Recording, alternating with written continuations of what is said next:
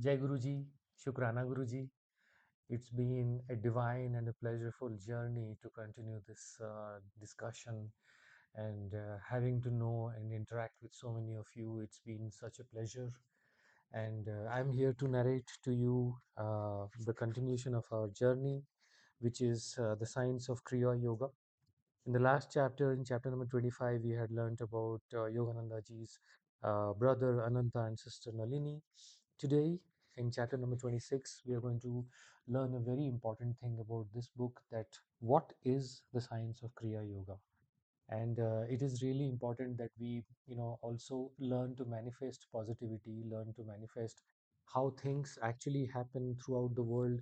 Is not our job to basically overthink and start thinking that how can we control them and all these things. So there are techniques which are there, which are spiritually so immense and intense and deep, that if practiced in day-to-day life can actually bring a sense of calmness, a sense of gratitude, a sense of a way that your God is actually looking upon you. The way that you see Guruji is watching us over, he is so immense, itne bhole hain wo, that he would never leave his hand, he would never leave you alone, and he would never say that that I'm just going away, because Guruji कभी नहीं जाएंगे. वो इतने प्यारे हैं कि वो he will continue to bless you throughout your mistakes, throughout your follies, throughout the way that anything and anything that happens to you. So, having said that, I'd like to begin today's narration by reciting Guruji's mantra jap. Om Namah Shivaya, Shivji Sada Sahai. Om Namah Shivaya, Guruji Sada Sahai. Jai Guruji. Chapter number 26, The Science of Kriya Yoga. And so let's begin. The science of Kriya Yoga, mentioned so often in these pages, became widely known in modern India through the instrumentality of Lahiri Mahashaya, my Guru's Guru. Yeah, the Sanskrit root of Kriya is Kri, which means to do, to act and react. The same root is found in the word karma, the natural principle of cause and effect. Kriya Yoga is thus union, meaning yoga, with the infinite through a certain action or rite. A yogi who faithfully follows its technique is gradually freed from karma or the universal chain of causation. These are very powerful words, and I am again reiterating that you should read this book really slowly. Yeah, because of certain ancient yogic injunctions, I cannot give a full explanation of Kriya Yoga in the pages of a book intended for the general public. The actual technique must be learned from a Kriyaban or Kriya Yogi. Here, a broad reference must suffice. Kriya Yoga is a simple psychophysiological method by which the human blood is decarbonized and recharged with oxygen. The atoms of this extra oxygen are transmuted into life current to regenerate the brain and spinal centers. By stopping the accumulation of venous blood, the yogi is able to lessen or prevent the decay of tissues. The advanced yogi transmutes his cells into pure energy. Elia, Jesus, Kabir, and other prophets were past masters in the use of Kriya or a similar technique by which they cause their bodies to dematerialize at will. Kriya is an ancient science. Lahiri Mahashaya received it from his Guru Babaji, who discovered, who rediscovered and clarified the technique after it had been lost in the dark ages. The Kriya Yoga, which I am giving to the world through you in this 19th century, Babaji told Lahiri Mahashaya, is a revival of the same science which Krishna gave millenniums ago to Arjuna and which was later known to Patanjali and to Christ, Saint John, Saint Paul, and other disciples. Kriya Yoga is referred to by Krishna, India's greatest prophet, in a stanza of the Bhagavad Gita, offering inhaling breath into the outgoing breath and offering the outgoing breath into the inhaling breath. The yogi neutralizes both these breaths. He thus releases the life force from the heart and brings it under his control. The interpretation is the yogi arrests decay in the body by an addition of life force and arrests the mutations of growth in the body by apan, eliminating current, thus neutralizing decay and growth. By quieting the heart, the yogi learns life control. Krishna also relates it was he in a former incarnation who communicated the indestructible yoga to an ancient illuminato, Biswavat, who gave it to Manu, the great legislator. He in turn instructed Ishwaku, the father of India's solar warrior dynasty. Thus, passing one to another, the royal yoga was guarded by the rishis until the coming of the materialistic ages. Then, due to priestly secrecy and man's indifference, the sacred knowledge gradually became inaccessible. Kriya Yoga is mentioned twice by the ancient sage Patanjali, foremost exponent of yoga, who wrote Kriya Yoga consists of body discipline, mental control, and meditating on Om. Patanjali speaks of God as the actual cosmic sound of Om, heard in meditation. Om is the creative word, the sound of the vibratory motor. Even the yoga beginner soon inwardly hears the wondrous sound of Om. Receiving this blissful spiritual encouragement, the devotee becomes assured that he is in actual touch with divine realms. Patanjali refers a second time to the life control or Kriya technique. Thus, liberation can be accomplished by that pranayama which is attained by disjoining the course of inspiration and expiration. Saint Paul knew Kriya Yoga or a technique very similar to it by which he could switch life currents to and from the senses. He was therefore able to say, verily, I protest by our rejoicing which I have in Christ, I die daily. By daily withdrawing his bodily life force, he united it by yoga union with the rejoicing, which means external bliss, of the Christ consciousness. In that felicitous state, he was consciously aware of being dead to the delusive sensory world of Maya. In the initial states of God contact, which is called Sabikalpa Samadhi, the devotee's consciousness merges with the cosmic spirit. His life force is withdrawn from the body, which appears dead or motionless and rigid. The yogi is fully aware of his bodily condition of suspended animation. As he progresses to higher spiritual states, which is called Nirbikalpa Samadhi, however, he communes with God without bodily fixation and in his ordinary waking consciousness, even in the midst of exacting worldly duties. Kriya Yoga is an instrument through which the human evolution can be quickened.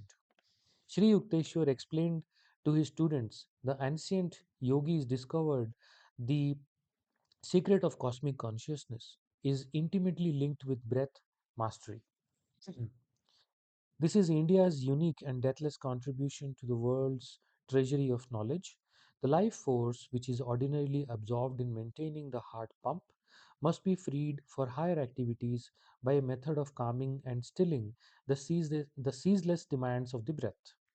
The Kriya Yoga mentally directs his life force to revolve upward and downward around the six spinal centers: medullary, cervical, dorsal, lumbar, sacral, and coccygeal pelluxus, which corresponds to the 12 astral signs of the zodiac.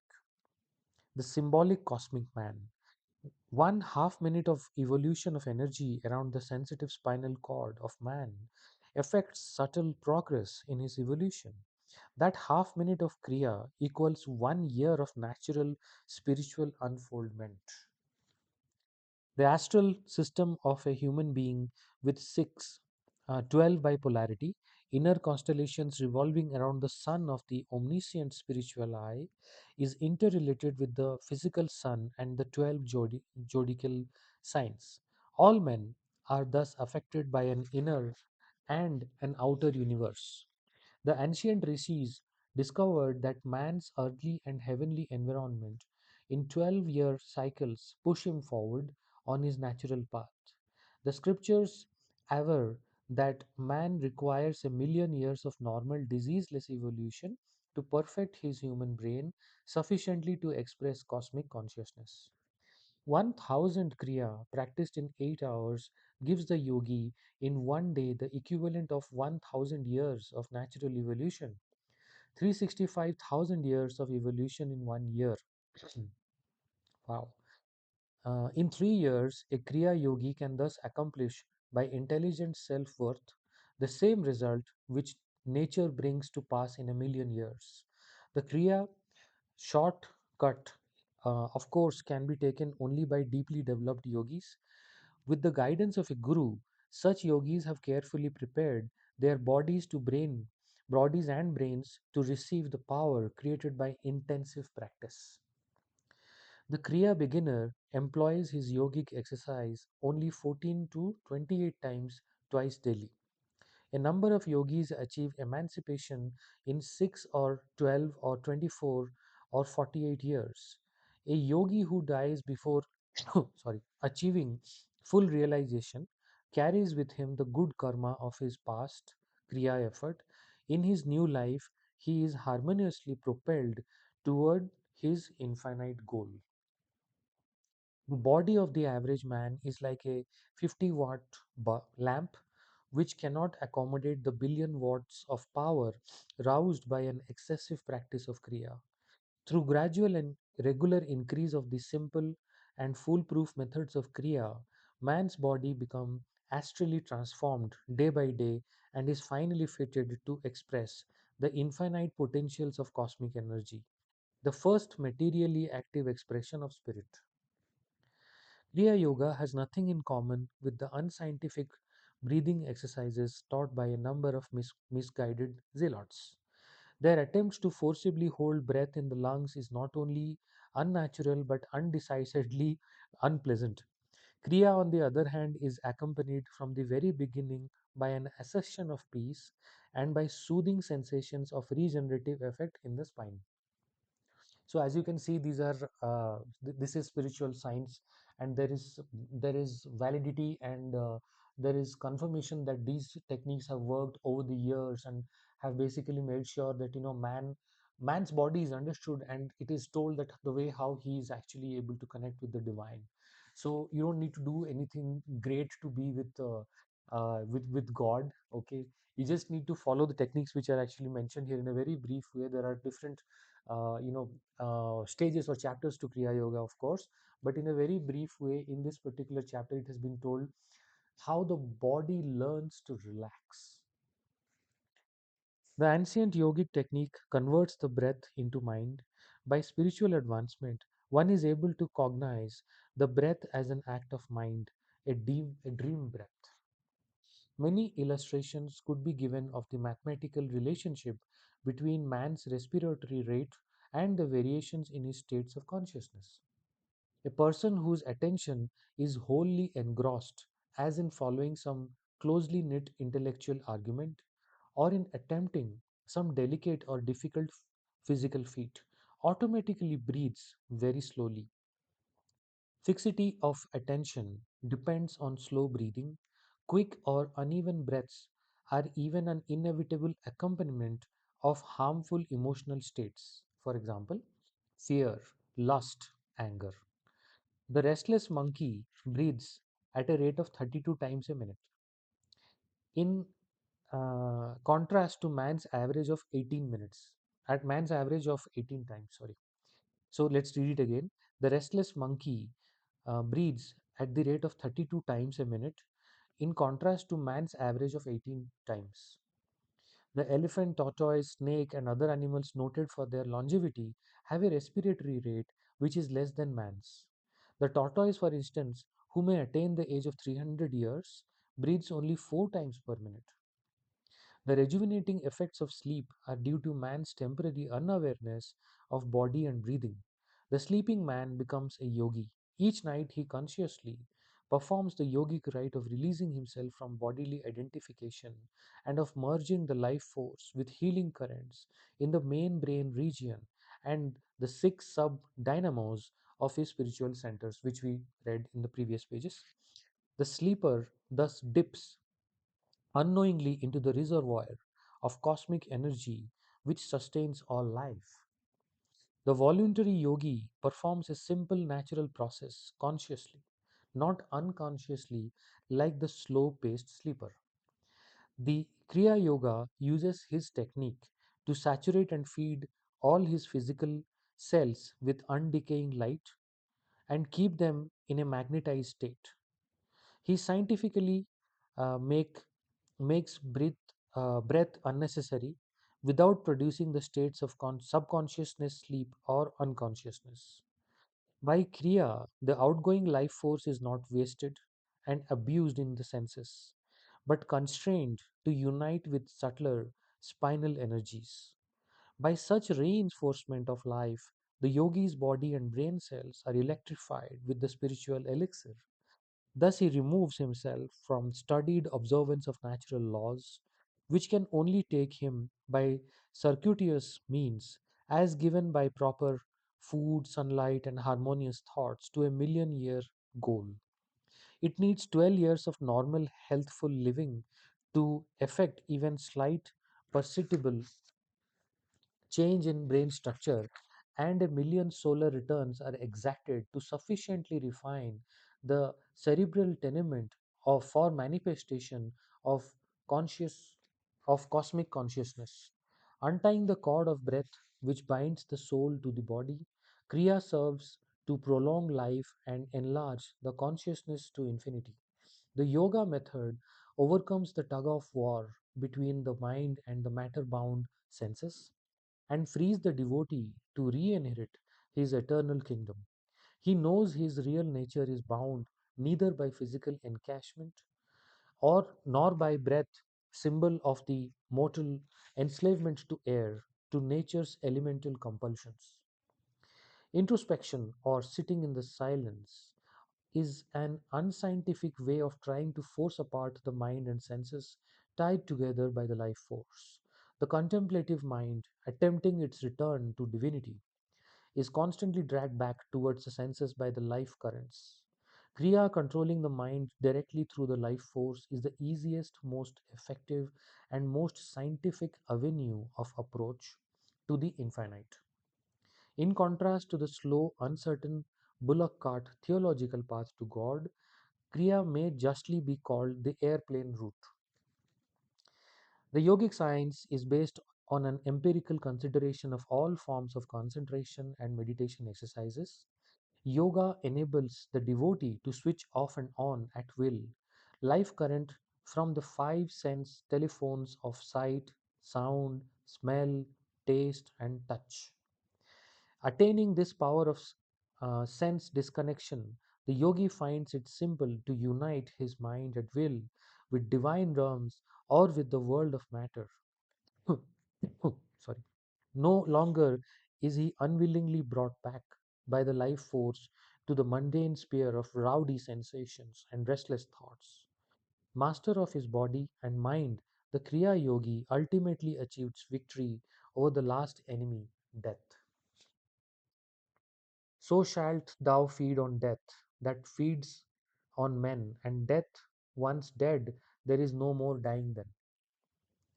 The life of an advanced Kriya Yogi is influenced not by the effects of past actions, but solely by directions from the soul. The devotee thus avoids the slow evolutionary monitors of egoistic actions, good and bad, of common life, cumbrous and slain like to the eagle hearts. The superior method of soul living frees the yogi who, shorn of his ego prison, tastes the deep air of omnipresence. The thraldom of natural living is, in contrast, set in a pace humiliating.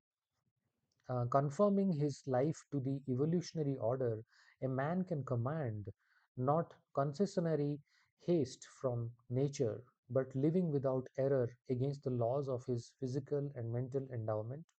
still requires about a million years of incarnating masquerades to know final emancipation.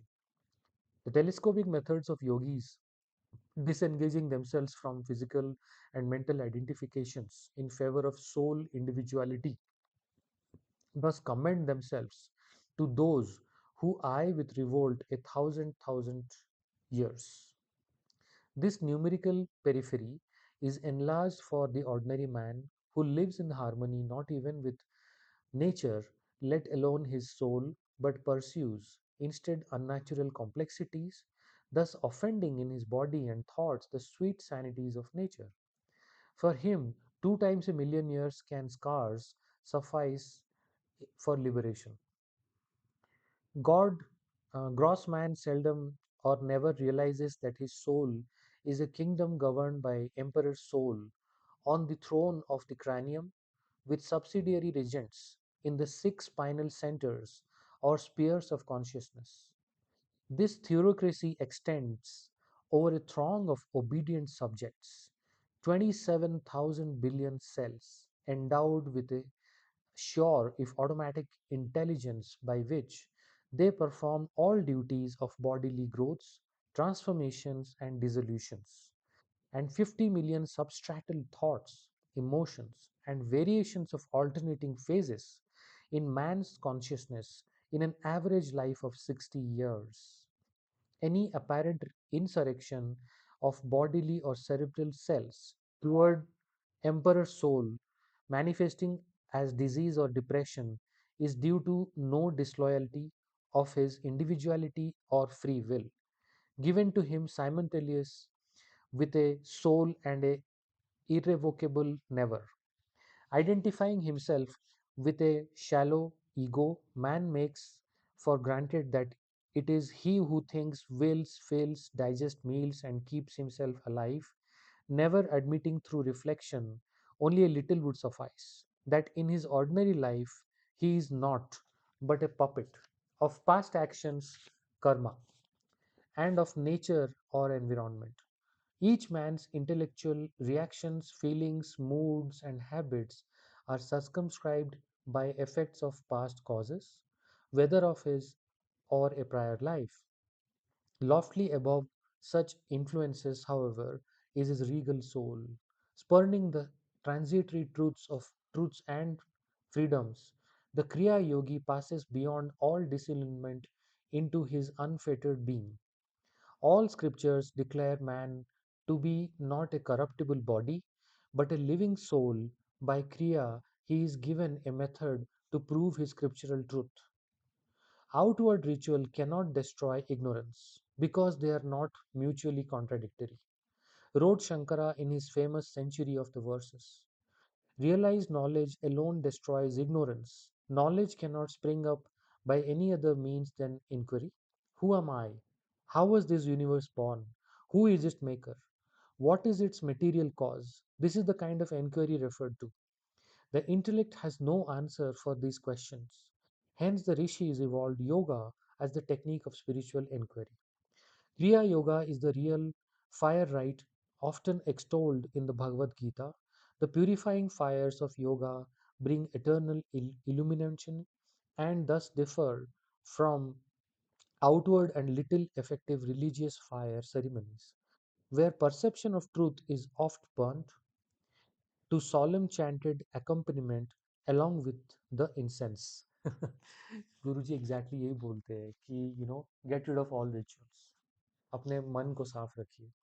The advanced yogi, withholding all his mind, will, and feeling from false identification with bodily desires, uniting his mind with superconscious forces in the spinal shrines, thus lives in this world by a new witlessness of fresh human motivations. Such a yogi receives fulfillment of his supreme desire, safe in the final heaven of inexhaustibly blissful spirit. The yogi offers his labyrinth human longings to a monotheistic bonfire dedicated to the unparalleled God. This is indeed the true yogic fire ceremony in which all past and present desires are fuel consumed by love divine.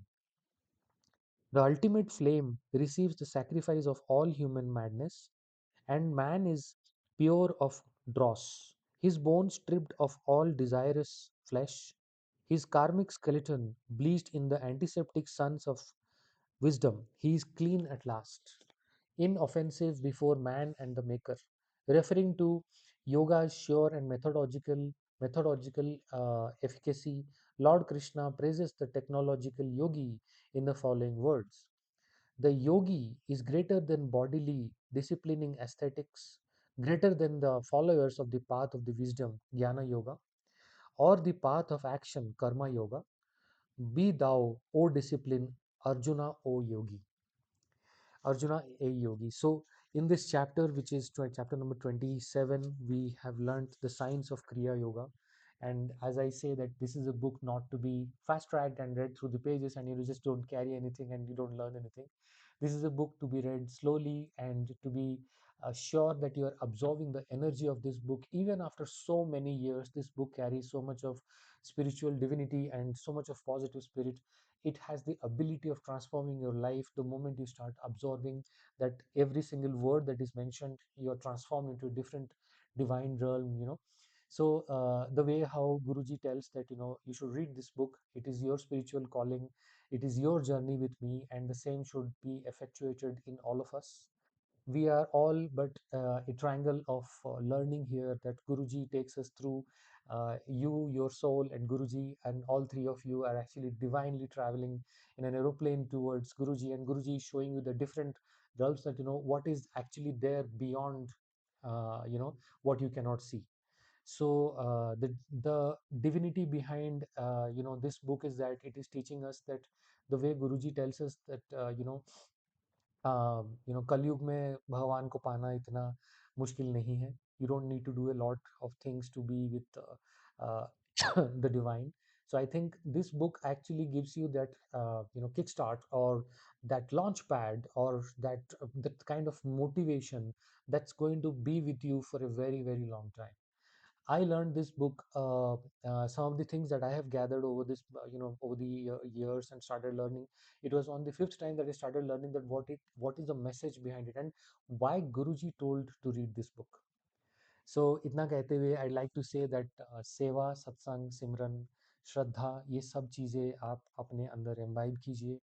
Try to make sure that you are not hurting anybody, you are not being that person. आपसे गलती से भी गलती ना हो जाए. So always try to remember yourself that uh, that it is very important that we are in this path of spiritualism. It is not required to be religious, to be following religious techniques and all these things that we may have known in our childhood, because the real purpose of why Guruji came in Chola was to liberate us from these beliefs. And this is why we are supposed to understand that we have a really practical guru here, and he is here to basically guide us through, be it your misery, be it your depression, be it your anxiety, be it your overthinking, be it the way that people are maligning you, the way that people ill treat you, whatever be it. आप गुरुजी को शुक्राना कीजिए and think, गुरुजी आपने, if you have put me into this situation, then I am not positive, I am 100% sure in my assessment that Guruji, your hand will take me out of it. So ऐसे ही always remember that the best place to be is where I am right now, at Guruji's charan. And always submit, surrender, and always make sure that you are silently praying to Guruji whenever, wherever you get a chance. And do always remember that do not follow what others are telling you to do, because Guruji says always maintain direct connection with me. So itna कहते हुए, Jai Guruji, Shukrana Guruji. Thank you so much for listening to this narration. May Guruji bless you always. As you can see, there's a Swaroop here which says blessing always. So Jai Guruji, Shukrana Guruji.